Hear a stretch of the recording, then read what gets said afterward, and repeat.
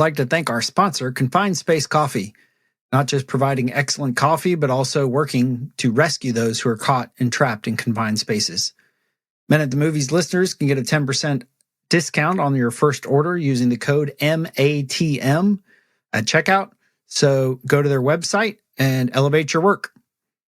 Coming up on the Men at the Movies podcast, we discuss On a Clear Day, a 2005 Scottish film, not the Barbra Streisand one. This is the story of a man struggling to find meaning in his life after losing his job. Father longs for admiration from his son, and a son longs for approval and affirmation from his father. And like ships passing in the night, or in this case, the English Channel, we see Frank and Rob both struggling to connect.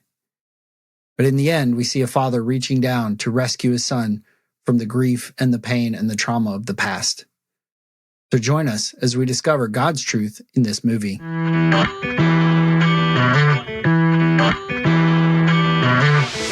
The movies and stories we love are gateways to see ourselves and God in new ways. Every great story borrows its power from a larger story, the story that's written on our hearts and woven into the fabric of our very being.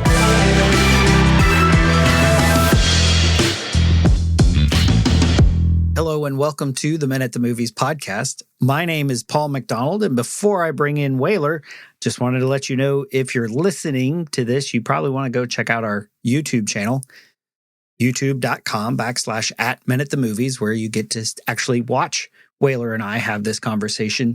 But the real thing that I want to get you to see is the clips from the movies themselves, because they might sound good as you're listening, but getting to watch it, that it packs a lot bigger punch, especially some of the clips that we're going to get to talk about today. So head over to the YouTube channel, like and subscribe to us so you don't miss any of it. And if the actual conversation is too long, well, over the course of the next couple of weeks, we'll put out shorter clips where you can just even watch the scenes and go from there. So with no further ado, Brother Wailer, Easy Company, how you doing, man? Hey, buddy. I thought you were going to say the thing that you actually wanted them to see was two dashing fellows on screen. And I didn't realize it was going to be something else altogether, like the movie we're talking about. Well, you've got the hat, the beard, the you are the stylish fellow for sure. Me, I'm just a dude in a hoodie. Oh, I mean, the reason the hat's here is because the hair isn't anymore. I've got to manage my affectionate envy the whole time I'm looking at you. I have it all up in a bun, so you can't really see it. But yeah, I don't want to cause you to sin with envy just from starting out. Thank you for protecting my heart. That's all that matters to me. Mm-hmm. So enough of the bromance. Let's talk about this. We are talking about On a Clear Day You Can See Forever from 1970 with Barbra Streisand, Jack Nicholson. No, we're not. We're not talking about that movie. This is not that movie. This movie you may not have heard of. Came out in 2005. It's a Scottish film, but it has Pippin in it, Billy Boyd, and it has two other dudes from Braveheart. So what more? And it's about swimming the English Channel. What more do you want? It's a riveting film. And, the audience has it put together what the process is like now. We have a relationship where we communicate about things other than movies. And it's like, hey, by the way, what movie you want to talk about next? And then we argue, which is nothing like an argument. It's two guys wanting the other to make the decision. In this case, my wife chooses for both of us later. And then in the part where it's the space where I know you've watched the movie, we've yet to talk about it, and I ask, do you like it? And your response is, I didn't not like it. It's like, I take it, I'm asking you to give your time to a piece of cinema. Yeah. And I want it to be good time. Mm-hmm. And when you didn't not like it, it feels like I wasted your time. Well, I just want to point out that this movie was set in Scotland. It won, actually, some film awards in Scotland. And you know what else is from Scotland? Scotch. Yes. Which is sometimes what they call an acquired taste. So just like tasting a scotch, I was like, I need to think on it. Saying I didn't not like it, there have been movies that we have done that I have not liked. Not you and me, but just in general. I mean, you do over 200 movies, you're going to have some stinkers in there. You're going to have one that you just say, no, we're not going to do that one. And so there, as you mentioned in our conversation before, there are some legit funny moments. It is an interesting story told because they never really are clear with what happened.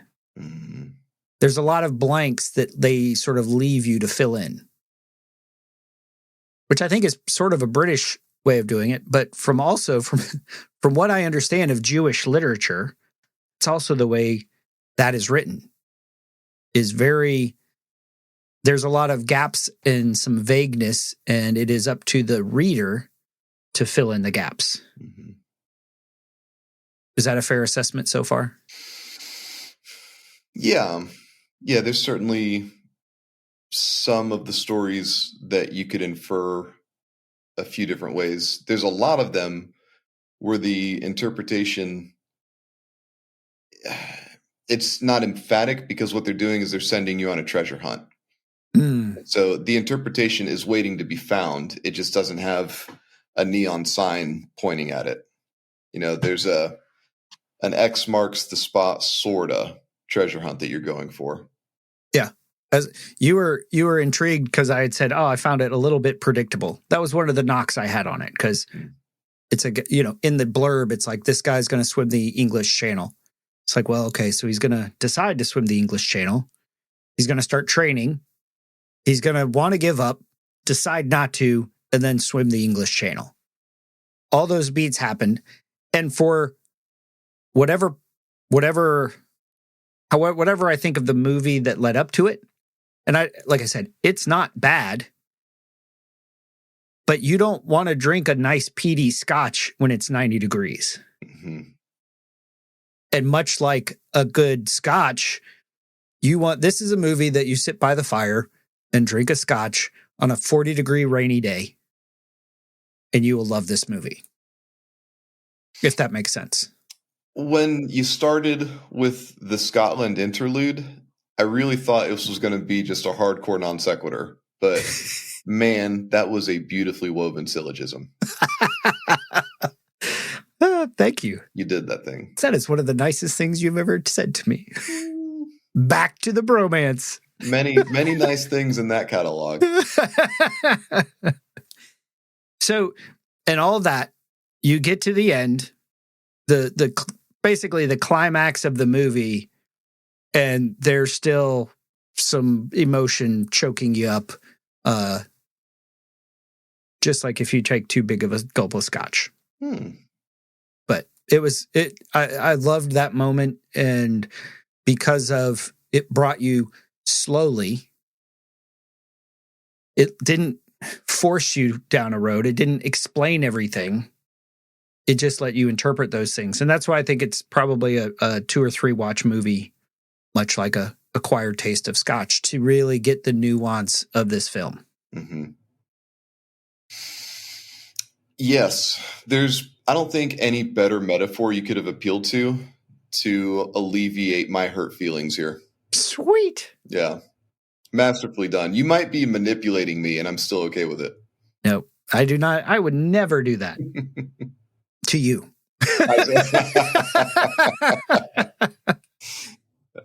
So one of the things that you had mentioned about why you love this movie is it hits all the points that we've gone over when we do our men's retreat, the Carolina Outpost, which is loosely based on the Wild at Heart stuff from Colorado, from John Eldridge. Because you see the poser, the false self that is created as a result of trauma and wounding, And you see that, especially in Frank. Right? I mean, it starts off pretty harshly with these two boys playing at the beach. And it doesn't show you what happens, but you understand very quickly one of them has died. So you see that, and you see all the living with a way that is unsustainable, living out of a false heart, pursuing things. Frank gets let go from his shipping company, his shipbuilding company after 30-something years, doesn't know who he is without a job. And then some deep father-son dynamics that we'll get into here in a few minutes.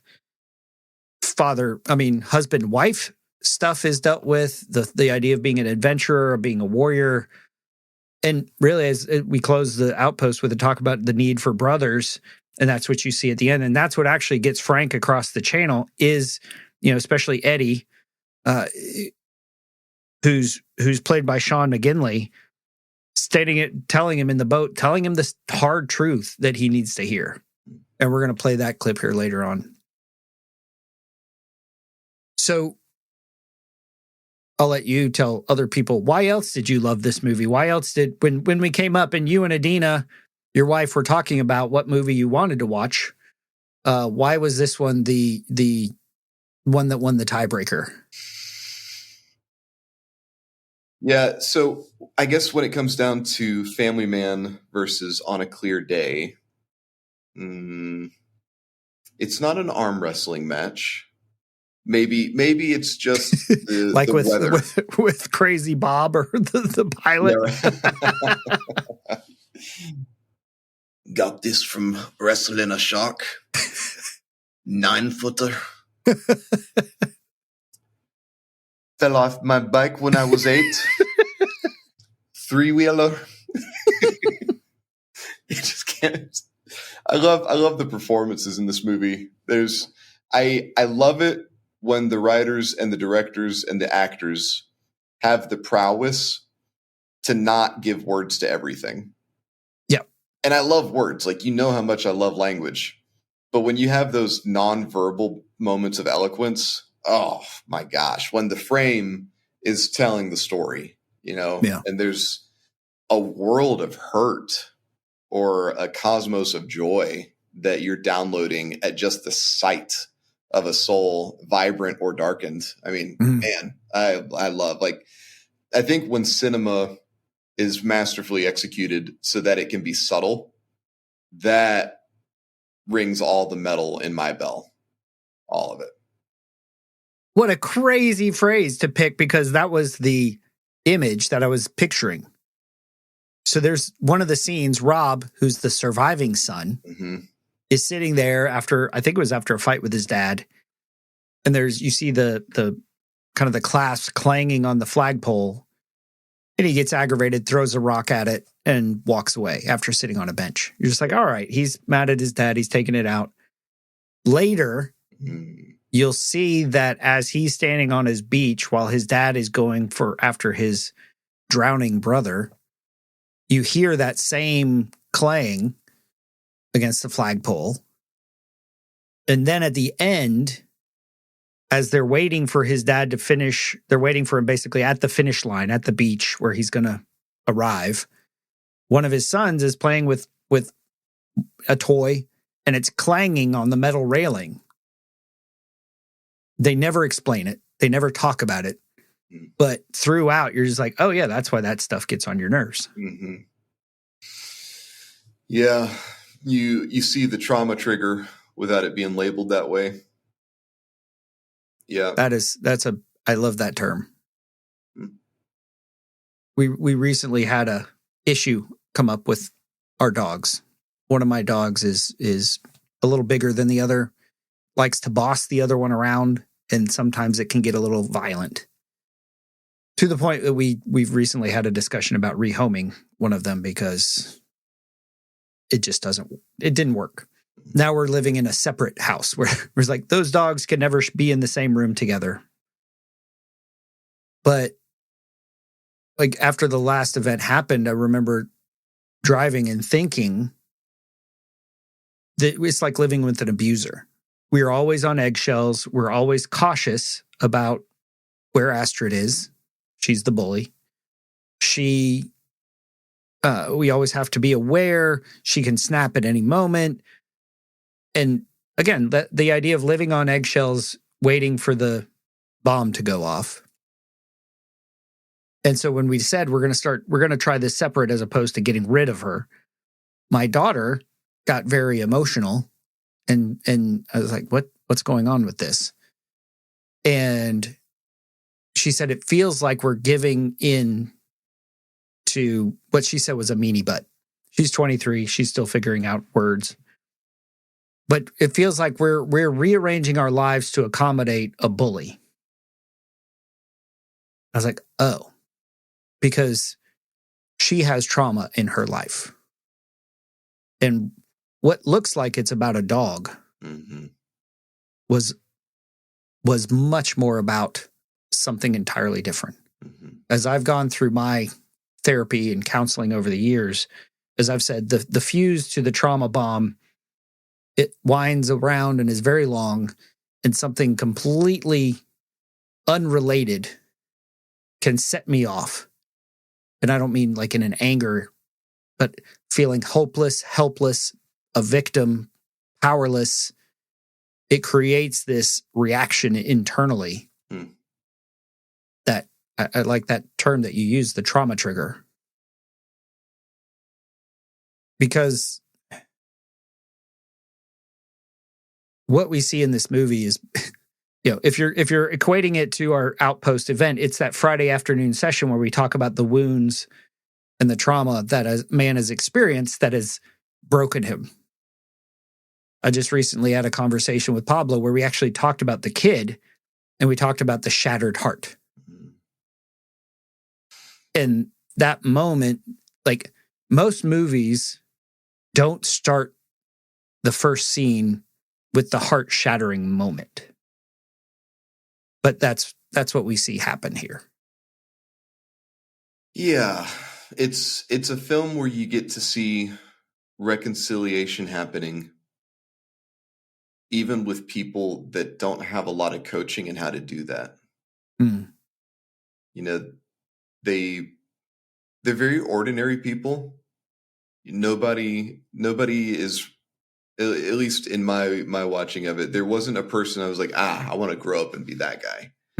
It's not that kind of, I want to be him or more like him. There's virtues that you get in different characters. There's people to like, but they're very ordinary, not especially exemplary, even for, getting your name in a list of people that have swum the channel. Like that's a difficult feat. It's not an easy undertaking. I don't want to be Frank all that much. Maybe we could hang out. Not a man I aspire to be like all the way. But man, do I cherish watching him figure out how to do his life better. In that chapter.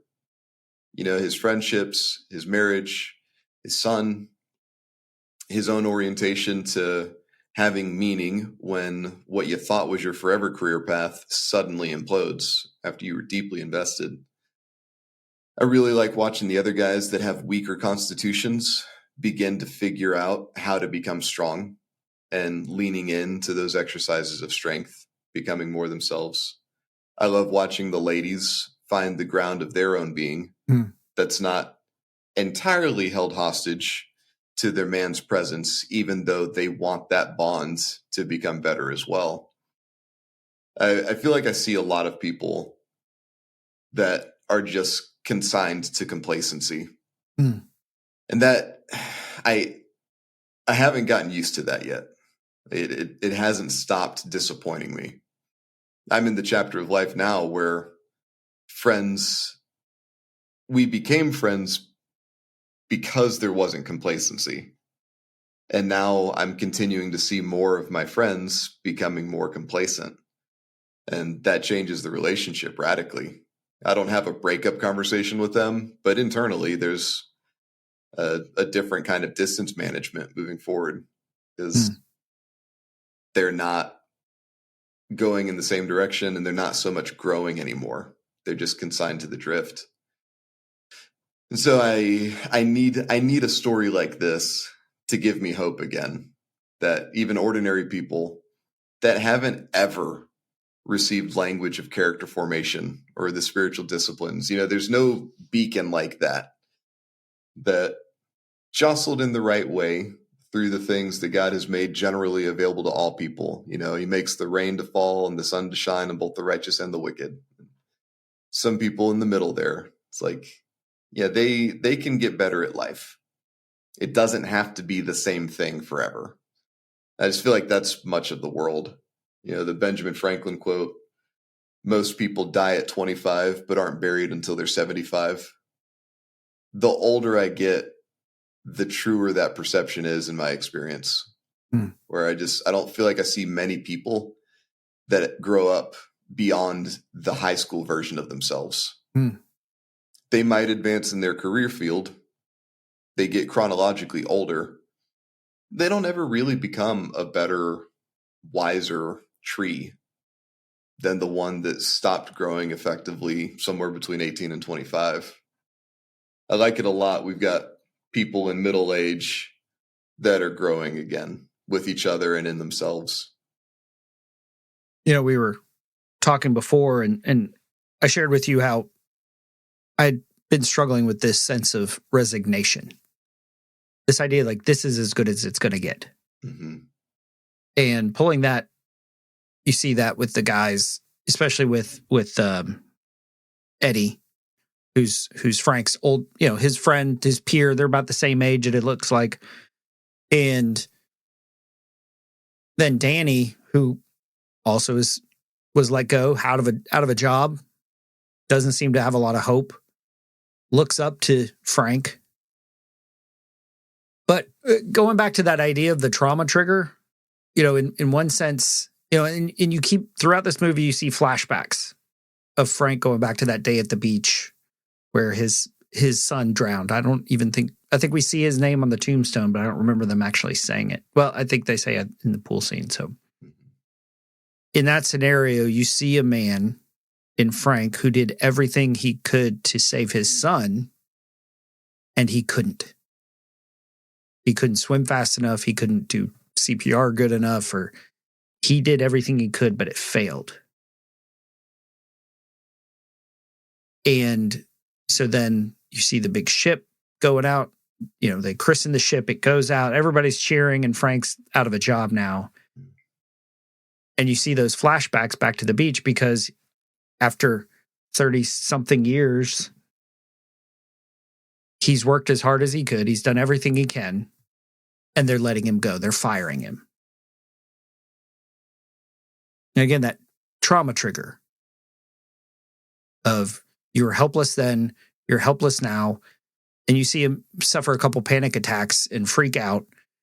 And because he doesn't know who he is, on the one hand, he's lost his job, which is a stressor in and of itself, even if it's not connected to a previous trauma, the loss of a son. And as the movie goes along, you see Frank with his son, Rob. And Rob now is a grown man. He's got 2 of his own kids. And Rob is a full-time dad. He takes care of the house, the kids. He takes them to school. He's always there with him. And Rob has a belief that his dad is disappointed in how his life turned out because he doesn't have a job, because he's not working, because he's watching the kids. And there's a scene in the birthday party where Rob accuses his dad of, it's like, you don't ever know what the kids have for their presents because mom always buys them. And so in a sense, Frank is living with the burden that he has disappointed his son by not being there, probably by not being enough to save his brother. But then always disappointing. It's no matter what Frank does, it's never enough for Rob. So I was going to play our clip, the first clip that you mentioned you wanted to talk about was the coffee clip. And so this is relatively early in the movie. They're walking along some random street and they just happen to run into each other, Rob and Frank. And they have a conversation that is pretty brief, but it tells you a lot about the state of their relationship.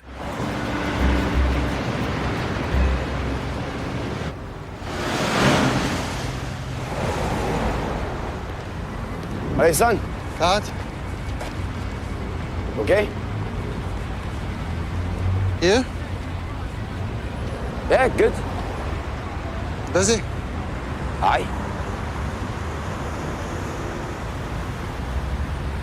You used to have one of them, remember? Yeah. They had one each, but they're always losing them. I was going to go for a coffee. Might come? I better not. I've got to get on. Maybe next time. Aye.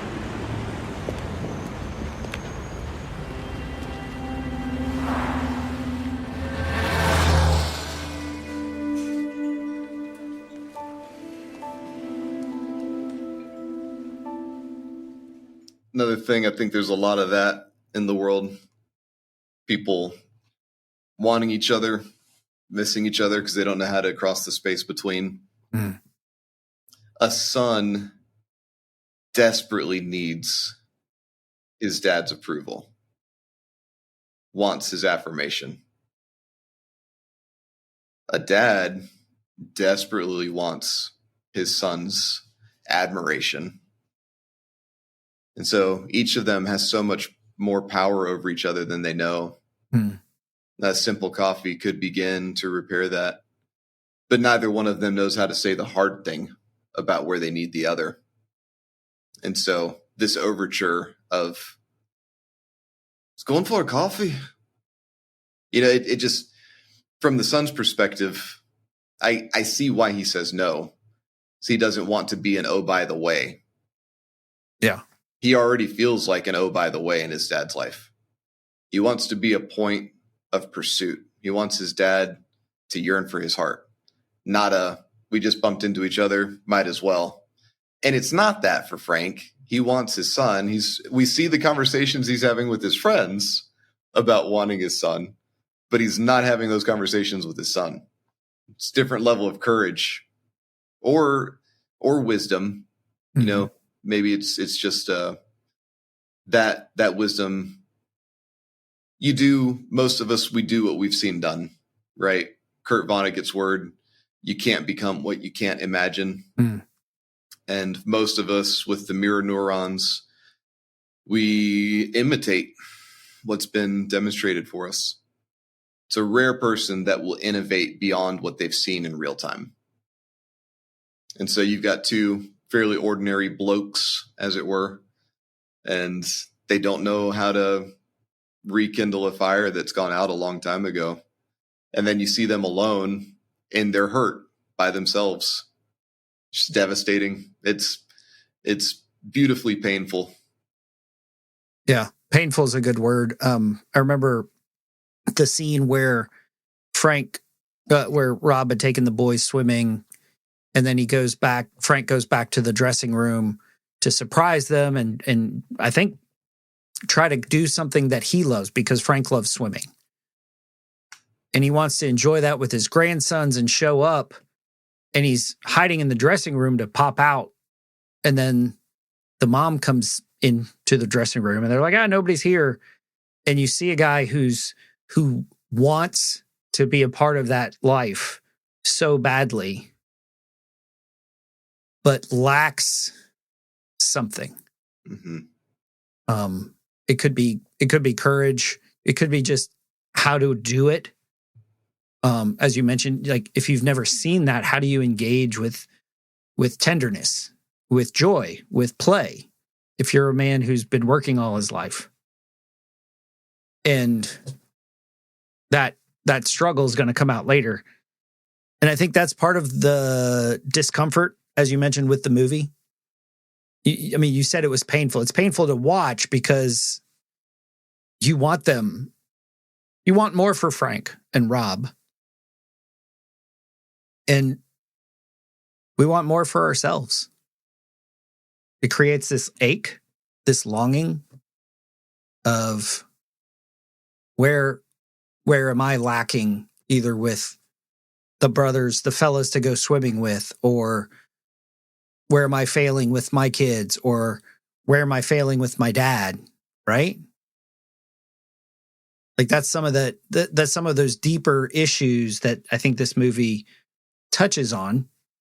And for some people might hit that trauma trigger and say, okay, what do I do with this? It has to go somewhere, because let's acknowledge the relationships that are, insofar as we can discern, irreparable. Somebody that will never be repentant of the violence they've done. Mm. We're not going to have a restored relationship with them. Those exist. That's, I think, the bulk of why most people are in therapy. That person, you do still got to find a shelf to put all that stuff on. It's like they can't occupy your internal real estate forever, because that's just unceasingly corrosive. That's a different order of operations. The relationship that you can't restore, but how you have to make good with the story for yourself, that's a different thing. The relationship that is reparable, it won't ever get returned to its previously inadequate orientation. What will it be in reorientation? That's a different kind of work. But man, I just think in practice, all we see most of the time is people drift away from each other because it's hard work to do. Or if you're stuck with somebody, it just becomes a civil arrangement. But the vibrant dimensions of the relationship never really get catalyzed again.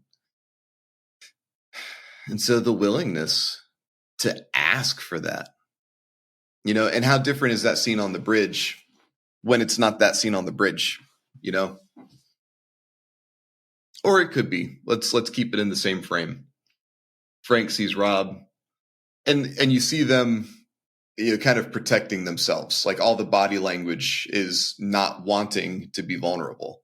Yeah. And so looking tough, Oh, I'm busy. Mm-hmm. Yeah. Busy. Neither one of them have anything going on, but they need to be seen as a certain kind of man, especially by each other. Man. Yeah. Dad wants the son's admiration. Son wants the father's, what's the approval? Approval. Is a word that sounds, it alliterates. I said it earlier. When you speak into somebody, affirmation. Yeah. Father wants the son's admiration. Son wants the father's affirmation. Nobody else can deliver it to them better than the other. They might get shades of it with other masculine relationships, but it will never replace that line between the two of them. And so if Frank is just willing to say, I miss you. I don't know where our relationship went wrong. Any of the things that he says to his buddies, I loved my father. It's what another scene in the movie. He's like, I loved my father. He beat me. I love my father. He's like, I've never laid a hand on Rob once. And I just never understood why he has nothing to do with me. He could say that. He could say those words to his son. I don't know what I did wrong. I don't know where I started to miss you. I would like to restore the paths between us. And so if you're busy, I get it. Is there a time we could set aside where we could just meet and talk and see where things go? Maybe you need to confront me and there's stuff that I need to say I'm sorry for. Maybe there's stuff I'm just totally unaware of. There's things I want to say to you. Like, this is different. This is an approach that has to get his son's attention more than just, you want to go get coffee. Those are all the things screaming in Frank's heart. But Rob has no way of discerning any of that. And then the same thing from Rob, if he did discern that stuff, and then he's able to say, Dad, I have felt deficient as a man in your shadow my entire life. And I wish that I could feel affirmed in the masculinity that I exhibit in this world. I would like to have your pride. And I would like to feel like I'm not the baggage you got stuck with after the son you loved more passed away. And those are hard words, but those are the nexus points where they need each other. They don't have the skills to find that language, right? They don't even have an elementary version of that stuff. And so they just pass each other. Yeah. I mean, how many men, I know we have this prevalent in our relationships, you know, how many masculine friendships have we had where we have knowingly had to initiate him into being comfortable with masculine affection? Anything from a hug to an encouraging word to being like deep in the trenches of some hard life stuff. You know, I've got a lot of friends that didn't used to be comfortable hugging. They didn't used to be comfortable with after dinner toasts and we're going to give you some big language on your birthday. And then it becomes part of the culture. It's like, all right, I can handle awkward at the beginning. What I'm not going to suffer is never engaging this stuff. If it takes time to flourish, no problem. If this seed is only dormant because we never learn how to tend it together, that's a tragedy. I love that you just used that phrase, the seed lies dormant. I just watched this clip from a documentary about how the desert changes when it rains. Seeds can lay dormant for years, decades, centuries. Yeah. But all it takes is water to bring that seed to life. So we're going to go jump in the water with this next clip. Because as you mentioned, that seed is still there. The seed of father-son desire for a relationship is still there. And what you see in these guys is two guys who've never processed their grief. And from my own work with my own grief, the phrase is like, grief is always going to be processed. It can't lie dormant. And this scene, there was an earlier scene where Rob had asked Frank, "Oh, I've heard you're going to swim the channel." And for some reason, Frank is keeping it a secret from his family. Training hours a day with his buddies, but his wife and his son are in the dark. And a couple days later, it comes out that Frank lied to Rob in this party situation.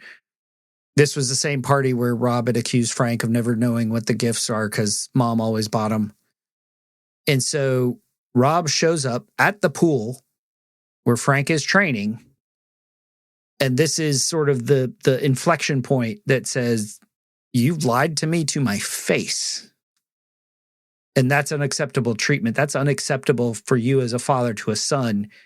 And it sort of sets everything ablaze.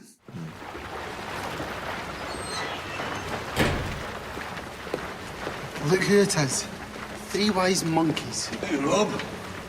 Your dad's just got a few more lines to do. Why don't we wait for him outside? I know about his little secret. I just want to talk to him. Is that all right? No, come on. Eddie. Hey!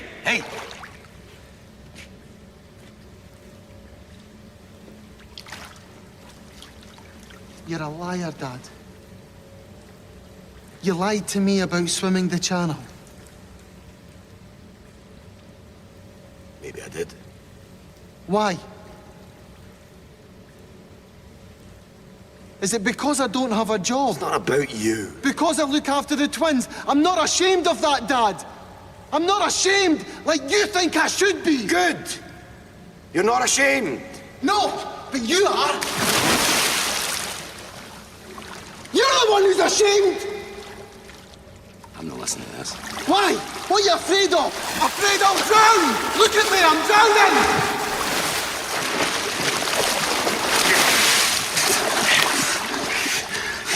36 years! 36 years! 12 hours a day, 5 days a week. Now you tell me, when was I supposed to go shopping?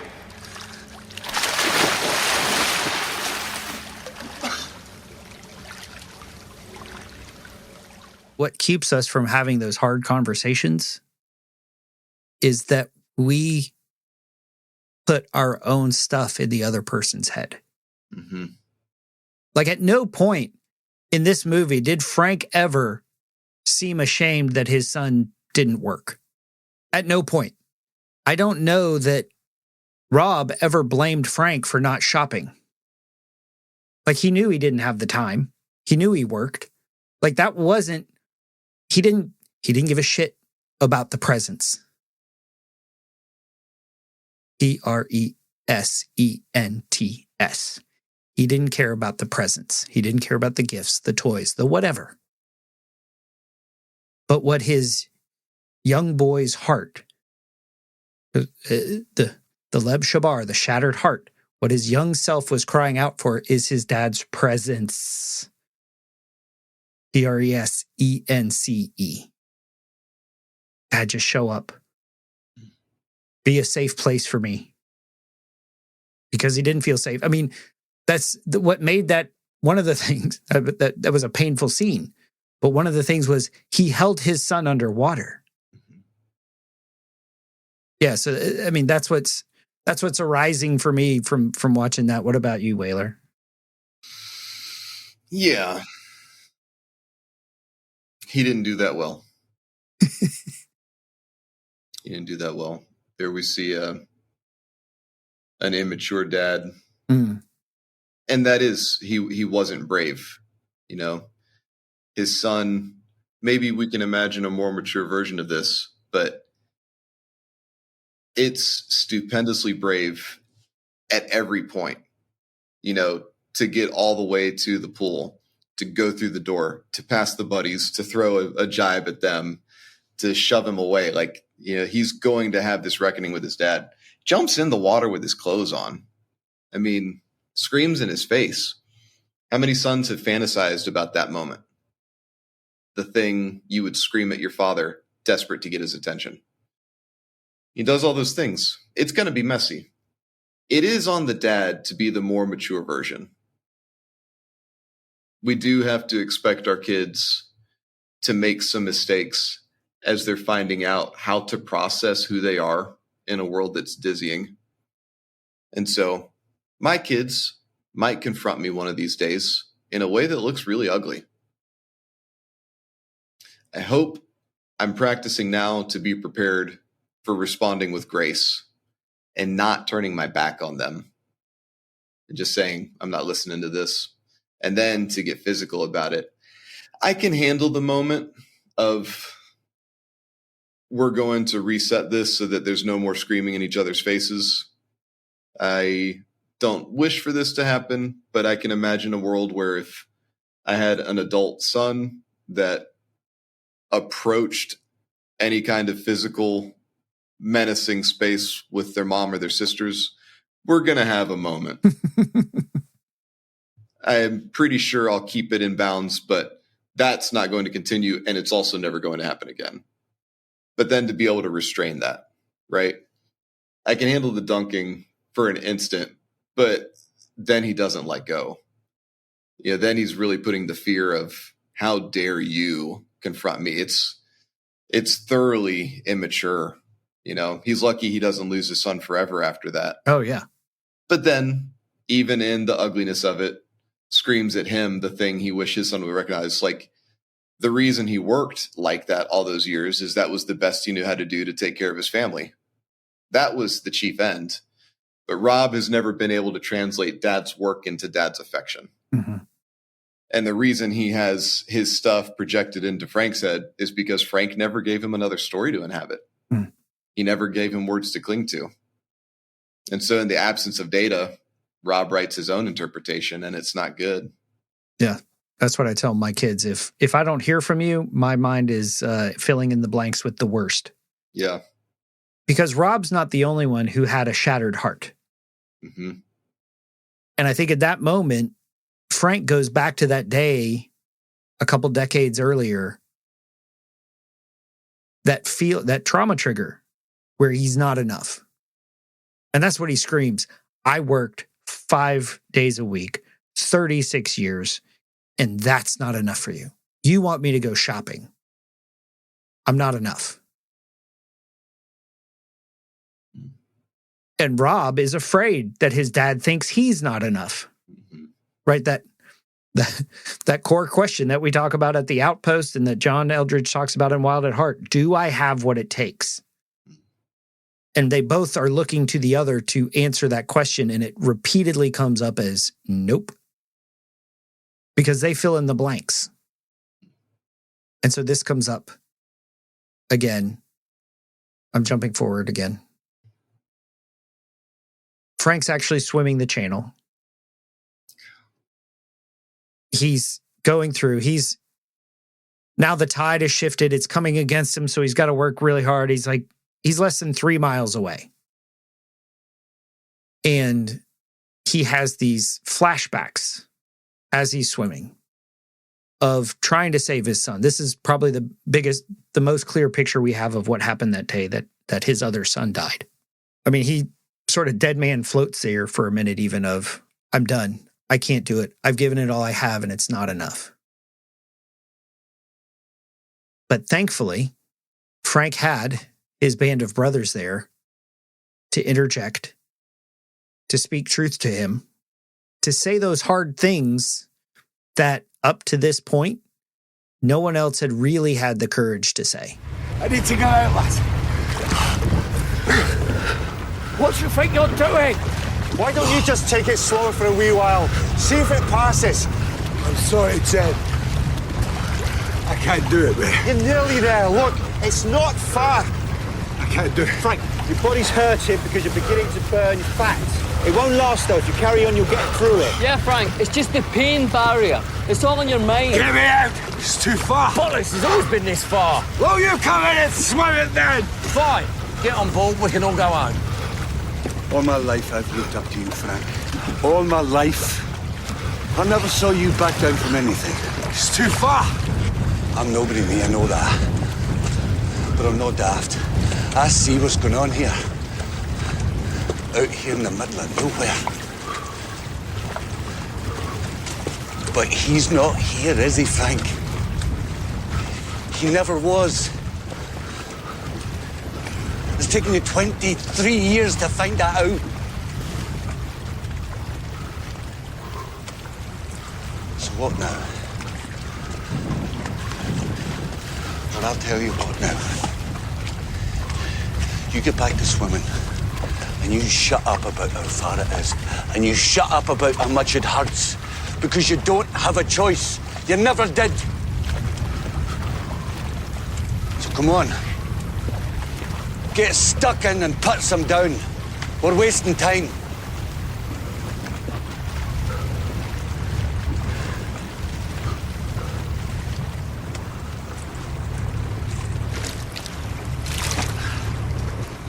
I'll go in then.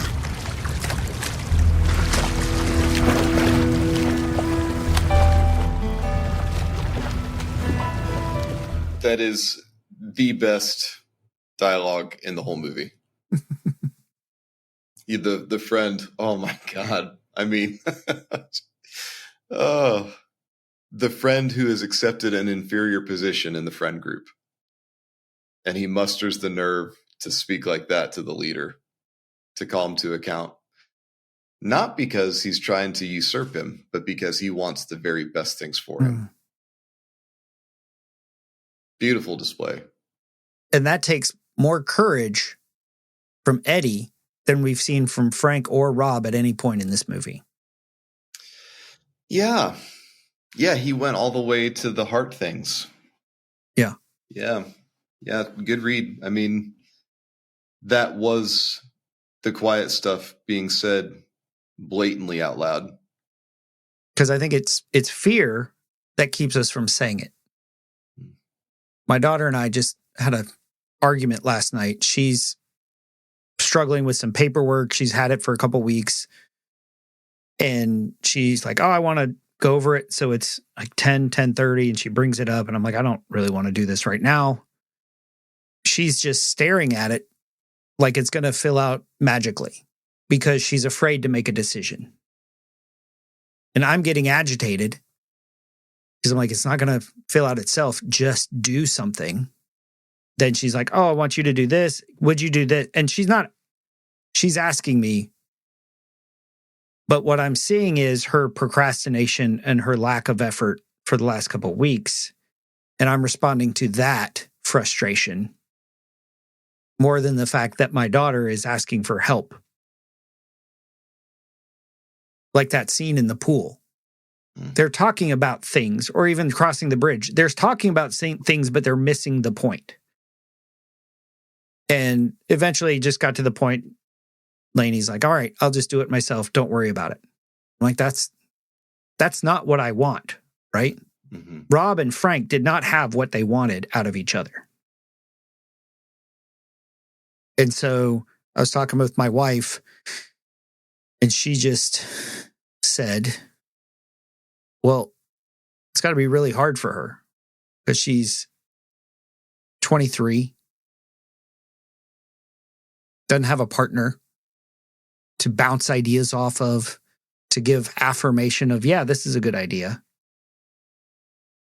And for me, I'm dealing with the uncertainty of being in a parent role to my grandson for a certain degree of time, but also fearful of overstepping my bounds because I'm not parent, right? Like, she's the boss. I want her to make the decisions. I don't want to step on her toes. You're like a sous chef in the kitchen by yourself a lot. Right. But that's probably the wrong way of looking at it. Because in her mind, she's the sous chef. And she's looking to me to be the head chef and asking me for this help. And I'm like, well, he's your kid. You should figure this out. It's your life. You should figure this out. You should have called them. This is your responsibility. Like, I was missing what she was asking, right? Like Frank has the whole time with Rob. And we all get to this point where what we're doing isn't working anymore. He's not out here. The itch can no longer be scratched by what we're doing. I mean, working with Proven, you see this all the time. Where when you're trying to build up men with sexual integrity, families with sexual integrity, but they reach this breaking point because where they're going to soothe their aching hearts, but it's not a good place to go, but it doesn't work.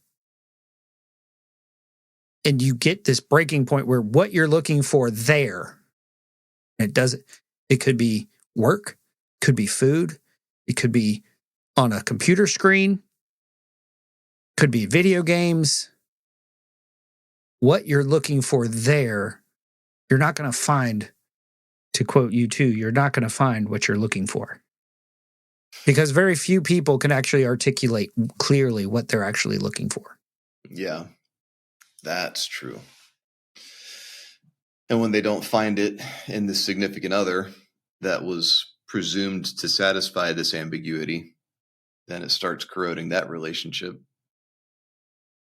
You don't think that Eddie is going to have that kind of clarity?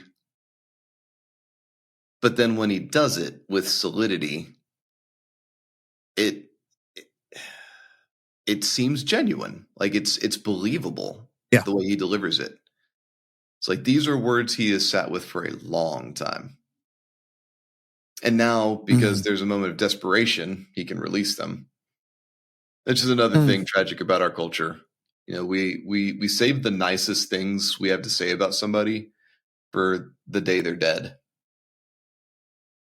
That's a stupid arrangement.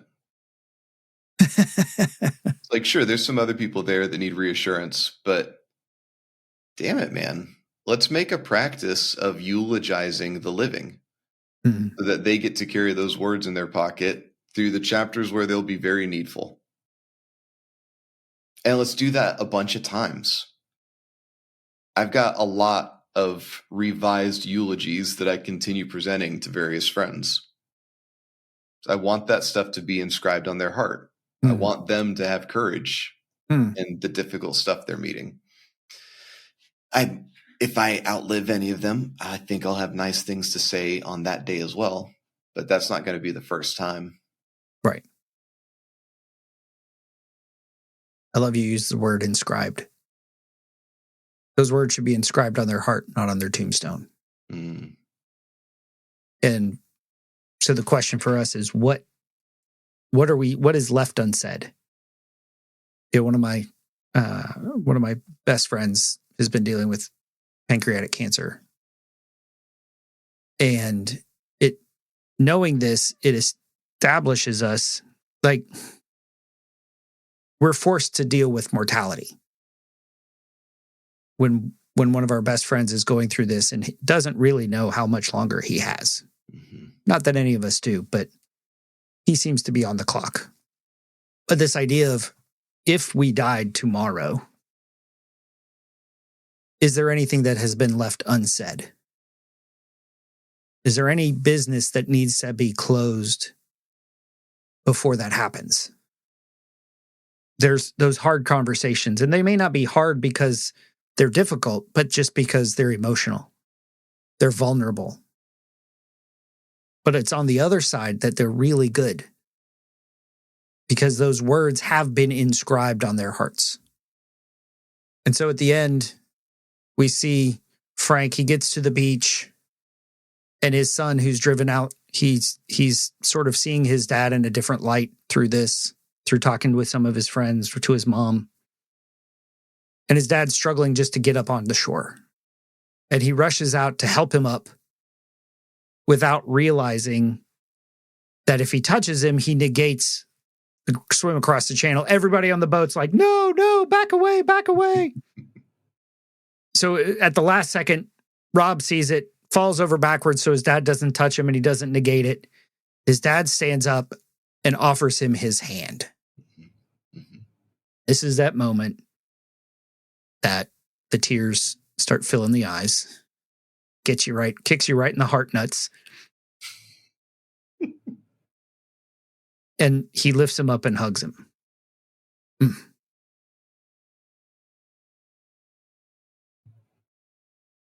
Which is, again, why this movie is so well crafted and so well written. Because Frank had one son he couldn't pull from the water. Mm. But in this scene,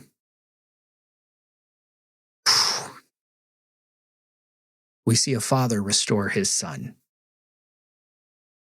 And they embrace. And that's like the end of the movie. I don't know, to me, that's the power of the gospel. Right? One of the words I've been sort of marinating on is the miracle is the transformation. Transformation is the miracle. And in this movie, that's the miracle. That's the happy ending. Is a father and son reunited. A father reaching out to his son and saying, you know what? Getting my name in the record books doesn't matter. You being here, your presence does. Yeah, it's everything you want after that kind of an emotional ride. There's still some stuff unresolved, but those lanes are open again. The traffic between them can move. I love the way you just framed it. He has the opportunity to redeem that pain by pulling another son out of the water. And they're in contact. Like you see them meet soul to soul again. And that's enough. We don't get to see everything, but we get to see enough. I'm probably going to be messy. You know, they don't look like guys that are going to find the books of becoming expert at heart restoration stuff. But they're not alone anymore. There's a lot of hope in that. So, Wailer, if you ask me, did I like this movie? I liked this movie. You win. After through this conversation, I have acquired the taste for this fine peaty scotch. Yes. That has happened to me because of Men at the Movies. I had no affection for The Secret Life of Walter Mitty. Walter Mitty. Walter Mitty, thank you. Should trust myself the first time. But then you and Patrick talked about it, and I was like, man, I watched a different movie. I had to respect it, especially all the points that resonated with Patrick. I was like, okay, that's a different lens. I can begin to like that. So it looks like Men at the Movies is doing some work of promoting one's previous experience with a piece of cinema. What do you mean? You went from I did not like it to now I like it. Mm-hmm. I went from I hate that The Secret Life of Walter Mitty even exists to okay, I appreciate it now. It's all good. The hardest thing to accomplish is to change somebody's mind. And this is evidenced in what most people don't realize is a Hebrew idiom. When the master says that you will have faith that moves mountains, that's idiomatic language. To move a mountain at that time in Jewish culture was to change somebody's opinion on a subject. And it changes how we orient to that passage. It's like we think about faith being big if it's miraculous. Look at our culture the last several years and how intractable people get and how they think. Just like petrified in their ideology. Change the way somebody thinks. That's a big miracle. I was listening to the Bible. I was listening to some meditation app, and they read the story of Jesus with the Peter and the fish, where Jesus first calls Peter, and they go out and cast your nets. Okay, we just fished all night. We caught nothing, but since you said so, I'll throw my nets out. And then Jesus says, I'll make you fishers of men. And then the meditation was like, if you were there, what would you say to Peter and Jesus? And I'm thinking, man, I want to see more of that. That's awesome. Nets full of fish, people coming out of, all this, the boats were sinking, all this. It's like, let's go see more of that. And then I felt like Jesus was just like, that wasn't the miracle. The transformation of Peter was the miracle. The fact that Peter would submit to my command, Peter doesn't back down to anybody. For Peter to say, because you said so, that's the miracle. So let's open up more for transformation as we move forward these days. May we be men found to be so useful. So this has been Paul McDonald and Wailer Giles talking about On a Clear Day, not the Barbra Streisand one, the Scottish one. We hope you liked it. We hope you join us next time here on the Men at the Movies podcast. Something inside has been awakened. I can no longer be who I was before. But if I am no longer who I was, who am I to be?